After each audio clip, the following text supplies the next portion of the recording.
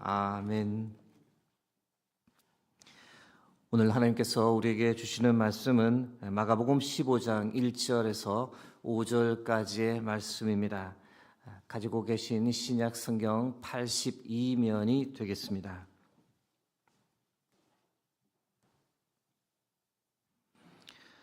허락하신 말씀 마가복음 15장 1절에서 5절까지의 말씀 교독하겠습니다.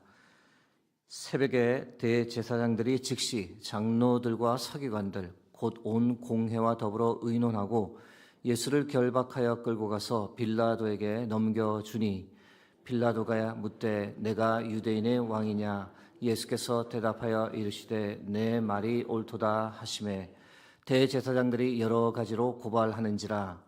빌라도가 또 물어 이르되 아무 대답도 없느냐? 그들이 얼마나 많은 것으로 너를 고발하는가 보라 하되. 5절 말씀 합독하겠습니다. 예수께서 다시 아무 말씀으로도 대답하지 아니하시니 빌라도가 놀랍게 여기더라. 아멘. 오늘은 빌라도의 실수라는 제하에 여러분과 말씀을 나누겠습니다. 1절 말씀 보시면 새벽에 대제사장들이 즉시 장로들과 서기관들 곧 온 공회와 더불어 의논하고 예수를 결박하여 끌고 가서 빌라도에게 넘겨주었다라고 기록되어 있습니다. 새벽이 언제일까? 현재 이스라엘 일출은 아침 6시 10분경입니다. 새벽이라 하면 오전 4시일 수도 있고 5시일 수도 있고 아니면 지금쯤을 말할 수도 있습니다. 대제사장 가야바의 집에서 신문을 받으시고 새벽녘에 또 빌라도 법정까지 끌려가셨습니다.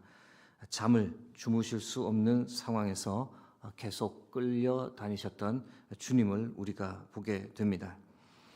사진을 한 장 보여드립니다. 이스라엘 박물관에 소장되어 있는 비석입니다. 1961년 성경에 언급된 도시 가이사랴를 발굴하다가 발견된 비석입니다. 가이사랴라는 도시는 당시 로마 총독이 거주하던 곳이어서 이 총독의 궁전터가 있는데 거기서 발견된 비석입니다. 이 비석에 헬라어가 새겨져 있습니다. 무엇이라고 써 있을까요? 글자가 다소 훼손된 부분도 있지만 충분히 복원이 가능합니다. 쓰여 있는 글을 한글로 번역해서 말씀드리면 황제 티베리우스를 위해 로마의 총독 빌라도가 봉헌했다라는 내용입니다.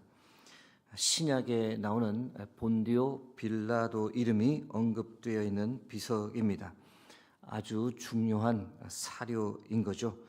이런 비석의 발견은 빌라도가 역사상 실존 인물이었다라는 것을 증거하는 아주 중요한 겁니다. 그래서 이 비석을 일명 빌라도의 비문이라고 칭합니다. 빌라도는 주후 26년부터 36년 사이에 로마 총독으로 유대와 사마리아 에돔 지역을 관할했습니다. 황제 티베리우스의 군인이었으며 유대 제5대 총독이었습니다. 유대 사회만 놓고 보면 사내들인 공회가 최고 권력 기관이었지만 이 사내들인 공회의 결정을 최종적으로 승인, 변경할 수 있는 권한을 이 빌라도가 가지고 있었습니다. 즉 유대에서는 이 최고의 권력자가 바로 빌라도였습니다. 그러나 빌라도는 우리에게 결코 환영의 인물이 아닙니다. 사도신경을 고백할 때마다 우리는 빌라도의 이름을 언급합니다. 본디오 빌라도에게 고난을 받으사. 예수님께 고난을 가한 장본인으로 빌라도를 거명하기에 저주의 이름이 되었고 인류 역사상 가장 불행한 사람이라고 해도 과언이 아닙니다. 한편으로 본디오 빌라도 입장에서 보면 억울할 수 있습니다. 예수님을 십자가에 못 박기까지 가장 결정적인 역할을 한 것은 오히려 산헤드린 공회였기 때문입니다. 예수님을 팔아넘긴 사람도 유대인 가롯 유다였으며 예수님을 죽이려고 오랫동안 모의했던 사람들 역시 대제사장들, 장로들, 서기관들, 유대인이었습니다. 다만 빌라도는 금요일 새벽에 밀려든 군중의 압박 때문에 십자가형의 사인을 할 수밖에 없었던 거죠. 그리고 심지어 빌라도는 재판 과정에서 예수님을 어떻게든 풀어주려고 노력까지 했습니다. 이런 면에서 예수님의 십자가 처형에 관한 책임을 모두 빌라도 자신이 진다는 것은 좀 억울하게 느껴질 수 있는 부분입니다. 그러나 역사는 본디오 빌라도가 예수님을 죽인 사람이라고 확증했습니다. 다시 말씀드려 예수님의 십자가 죽음은 본디오 빌라도의 책임 하에서 이루어진 사건이었음을 뜻합니다. 여러분, 본디오 빌라도가 과연 무엇을 잘못했을까요? 오늘은 총독 빌라도의 실수가 무엇이었는지 그에 관해 몇 가지를 보고자 합니다. 빌라도의 실수 첫 번째는 권력에 취해 있었다는 겁니다. 말씀드린 대로 당시 빌라도는 로마 황제를 대신해 식민지인 유대 지역을 통치하는 이 절대적 권한을 가진 사람이었습니다. 사법적 측면에서 빌라도는 사형 언도를 내릴 수 있는 유일한 사람이었습니다. 한 사람의 생명을 좌지우지할 수 있는 권한을 가지고 있었던 겁니다. 유대 사회만 놓고 보면 이 사법권은 사내들인 공회가 가지고 있지만 최종 사형 언도권은 로마 총독 빌라도에게 있었습니다. 그래서 유대 종교 지도자들이 사내들인 공회에서 1차 재판을 했지만 결국은 총독에게 나와 예수님의 사형을 간청했습니다. 요한복음 18장 31절입니다. 빌라도가 이르되 너희가 그를 데려다가 너희 법대로 재판하라. 유대인들이 이르되 우리에게는 사람을 죽이는 권한이 없나이다 하니. 빌라도 자신 역시 예수님을 살릴 수도 죽일 수도 있는 권한이 있음을 스스로 말했습니다. 요한복음 19장 10절 말씀입니다. 빌라도가 이르되 내게 말하지 아니하느냐? 내가 너를 놓을 권한도 있고 십자가에 못 박을 권한도 있는 줄 알지 못하느냐? 여러분, 권력에는 일종의 중독 현상이 있습니다. 한번 최고 권력을 맛보고 나면 이 자리를 결코 내려놓지 않으려 합니다. 어떻게든 그 자리를 유지하려고 그것을 위해 무슨 짓이든 하게 되는 거죠. 역사 속에서 사울 왕이 그랬더랬습니다. 자신의 왕권이 다윗에 의해 위협을 받는다라고 생각하자 살인을 서슴지 않았습니다. 다윗을 감싸고 도는 심지어 자신의 아들 요나단에게도 창을 던졌습니다. 권력을 유지하려고 권력자들은 어떻게든 자기의 자리를 지키려고 한편으로는 협박, 폭력, 무력 사용을 정당화하고 다른 한편으로는 회유와 관용 정책을 사용합니다. 빌라도 역시 별반 다르지 않았습니다. 이후 빌라도가 어떻게 판결했는지를 보면 빌라도의 최고 관심은 자신의 권력을 지키는 것이었음을 우리가 알게 됩니다. 빌라도의 실수 두 번째는 무엇이냐? 예수님의 무죄를 알면서도 공정하고 진실한 판결을 포기했다는 겁니다. 빌라도는 직접 예수님을 만났고 신문했습니다. 그러나 예수님에게서 어떠한 잘못도 찾지 못했습니다. 빌라도 자신이 한 말입니다. 누가복음 23장 4절입니다. 빌라도가 대제사장들과 무리에게 이르니 내가 보니 이 사람에게 죄가 없도다 하니. 심지어 자신의 아내를 통해서도 독특한 예수님의 무죄 이야기를 전해 들었습니다. 마태복음 27장 19절입니다. 총독이 재판석에 앉았을 때에 그의 아내가 사람을 보내어 이르되 저 옳은 사람에게 아무 상관도 하지 마옵소서. 오늘 꿈에 내가 그 사람으로 인하여 애를 많이 태웠나이다 하더라. 이 옳은 사람이란 표현은 아무런 잘못이 없는 분임을 뜻합니다. 그래서 빌라도는 다시 한번 예수의 무죄를 무리에게 선포했습니다. 누가복음 23장 13절 14절입니다. 빌라도가 대제사장들과 관리들과 백성을 불러 모으고 이르되 너희가 이 사람이 백성을 미혹하는 자라 하여 내게 끌고 왔도다. 보라, 내가 너희 앞에서 신문하였으되 너희가 고발하는 일에 대하여 이 사람에게서 죄를 찾지 못하였고. 나아가 빌라도는 이 모든 소요가 무엇 때문에 일어나고 있는지도 정확히 알고 있었습니다. 유대 종교 지도자들이 예수님을 시기해서 지금 무죄한 예수님을 고발한다라는 사실도 인지하고 있었습니다. 마가복음 15장 10절입니다. 이는 그가 대제사장들이 시기로 예수를 넘겨준 줄 알미러라. 그러나 빌라도는 안타깝게 최종적으로 예수님의 무죄를 선고하지 못했습니다. 그것이 바로 빌라도의 최종 실수였던 겁니다. 빌라도가 다스리는 유대 지역은 이 로마와 늘 팽팽한 긴장감이 도는 지역이었습니다. 로마로부터 유대 나라를 독립하기 위한, 그래서 무력 행사도 불사하지 않는 열심 당원들이 늘 활동했던 지역입니다. 6월절 절기 때는 흩어져 있는 많은 유대인들이 예루살렘에 모여드는 시기이기 때문에 자칫하면 폭동이나 밀란이 일어날 수 있는 시기입니다. 그런 시기에 총독은 늘 예루살렘에 올라와 있었습니다. 만일 그런 밀란이나 폭동이 일어나면 총독에게 무슨 일이 일어날까요?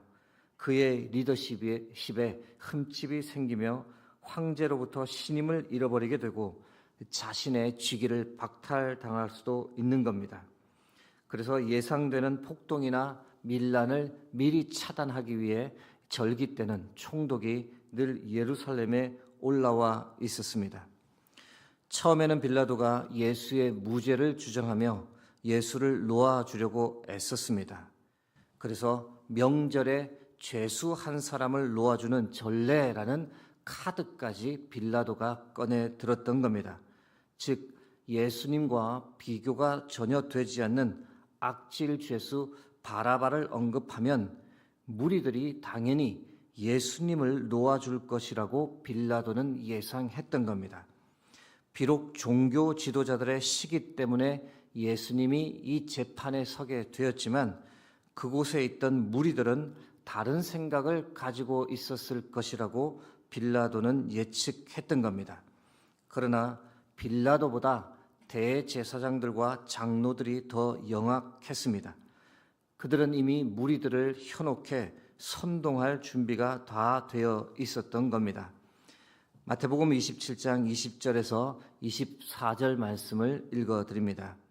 대제사장들과 장로들이 무리를 권하여 바라바를 달라 하게 하고 예수를 죽이자 하게 하였더니 총독이 대답하여 이르되 둘 중에 누구를 너희에게 놓아주기를 원하느냐? 이르되 바라바로소이다. 빌라도가 이르되 그러면 그리스도라 하는 예수를 내가 어떻게 하랴? 그들이 다 이르되 십자가에 못 박혀야 하겠나이다. 빌라도가 이르되 어찌 미냐? 무슨 악한 일을 하였느냐? 그들이 더욱 소리질러 이르되 십자가에 못 박혀야 하겠나이다 하는지라. 빌라도가 아무 성과도 없이 도리어 밀란이 나려는 것을 보고 물을 가져다가 무리 앞에서 손을 씻으며 이르되 이 사람의 피에 대하여 나는 무죄하니 너희가 당하라. 빌라도는 예수님에 대한 공정하고 진실한 판결보다 밀란이 발생하지 않게 하는 것이 자신의 정치 생명을 위해 더 중요했던 겁니다. 여러분, 빌라도가 물로 손을 씻었다는 것이 무엇을 의미할까요? 한편으로 이 사람의 피에 대해 자신은 책임이 없다는 것을 뜻하지만 다른 한편으로는 예수는 무고한 사람이다라는 것을 스스로 인정하는 행위입니다. 그럼에도 불구하고 결국 빌라도는 예수님을 십자가형에 내어 주었습니다. 그가 아무리 손을 씻었다 할지라도 예수님에 대한 최종 결정은 결국 빌라도의 손에 있었기 때문에 빌라도의 책임이라고 역사는 확증하는 겁니다. 이제 빌라도의 삶을 우리의 삶에 한번 적용해 보고자 합니다. 빌라도의 삶을 먼저 정리합니다. 빌라도는 진리를 택하는 대신 세상의 요구를 따랐습니다. 정의와 진리를 선택하는 것은 항상 결단과 희생이 따릅니다. 그런 길은 결코 쉽지 않습니다. 그래서 많은 사람들이 정의와 진리의 길을 가다 결국 포기하고 대중이 원하는 길, 그 길이 혹 잘못되었다고 할지라도 그 길을 선택합니다. 빌라도는 결과적으로 저울질하다가 자신에게 유리한 쪽을 택했습니다. 자신의 권력을 유지하는 쪽, 예수를 희생하더라도 자신이 살 길을 택했습니다. 예수라는 사람 한 명을 죽이는 것 별 대수롭지 않게 생각했던 겁니다. 마지막으로 빌라도는 자신의 손을 씻으며 자신에게는 책임이 없다라고 생각했지만 그것은 혼자만의 착각이었습니다. 역사는 그에게 모든 책임을 다 묻고 있습니다. 사랑하는 성도 여러분, 우리의 삶을 한번 생각해 봅니다. 우리에게는 빌라도와 유사한 모습이 혹시 없습니까? 우리가 주님을 믿는다라고 말은 하지만 결국 모든 일을 나에게 유리한 쪽으로 최종적으로 그렇게 결정하고 선택하며 살지는 않습니까? 하나님의 뜻이 아닌 것을 분명히 알지만 다른 사람들이 다 하는 것이니 결국 나도 한다는 논리를 붙잡고 결국은 내가 하고 싶은 것을 하며 살아가고 있지는 않습니까? 고난 주간을 보내며 우리가 다음과 같이 기도할 수 있기를 소망합니다. 하나님, 나를 구원해 주신 십자가의 은혜를 생각하며 이 땅에 사는 동안 늘 주님의 편, 진리의 편에 서게 하여 주옵소서. 많은 사람들이 원하는 세상의 요구, 넓은 길을 가려 하지 말고 주께서 원하시는 길, 좁은 길을 걸을 수 있는 용기를 내게 주옵소서. 진리의 편에 선다는 것은 많은 희생을 요구하지만 그 희생을 기쁨으로 감당케 하시고 예수님을 진리로 선포하는 증인의 삶을 살게 하옵소서. 예수님에 대한 좋은 생각을 가지고 있는 것만으로 우리가 주님의 편에 서 있다고 빌라도처럼 착각하지 않게 하시고 주를 향한 사랑과 행함과 진실함으로 주를 위해 사는 그런 고난주간이 되게 해달라고 오늘도 우리가 기도하며 주께 나아가기 원합니다. 함께 기도하겠습니다. 오늘도 생명의 말씀, 귀한 말씀을 우리에게 허락해 주시고 우리의 삶을 다시금 주를 향해 나갈 수 있도록 방향을 수정해 주시고 고쳐주시니 감사합니다. 우리의 마음을 정직하게 들여다볼 수 있는 고난주간 보내게 하셔서 다시 한번 주의 은혜, 십자가만을 온전히 우리 가슴에 품는 복된 시간 되게 하여 주옵소서. 921번째, 922번째, 1000번째 헌금을 올려드립니다. 드린 손길 가운데 주께서 은혜 위에 은혜를, 복 위에 복을 더하여 주옵소서. 모든 영광을 주께 올려드리며 예수 그리스도의 이름으로 기도드립니다. 아멘.